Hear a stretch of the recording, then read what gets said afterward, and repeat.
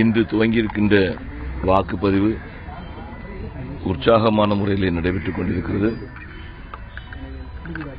நாகர்கோவில் தொகுதியில் நான் வாக்களித்து இங்கு இருக்கக்கூடிய பாரதிய ஜனதா கட்சியினுடைய வேட்பாளர் எம்.ஆர். காந்தி அவர்கள் உறுதியாக வெற்றி பெறுவார்கள் என்ற நம்பிக்கை வந்திருக்கிறது. மாவட்டம் முழுவதும் பாரதிய ஜனதா கட்சிக்கு மிகப்பெரிய ஆதரவுகளை பெருகியிருக்கிறது. தமிழகம் முழுவதும் இன்று காலையிலிருந்து எல்லா மாவட்டங்களுக்கும் தொலைபேசி மூலமாக நான் பேசிக் கொண்டிருக்கிறேன். எல்லா இடங்களிலும் கூட பாரதிய ஜனதா கட்சிக்கு மிகப்பெரிய ஆதரவாக இருந்து கொண்டிருக்கிறார்கள்.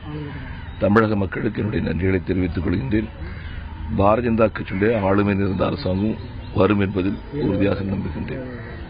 தமிழ்நாட்டில் 2 தொகுதியோட தேர்தலை ஒத்தி வச்சிருக்காங்க.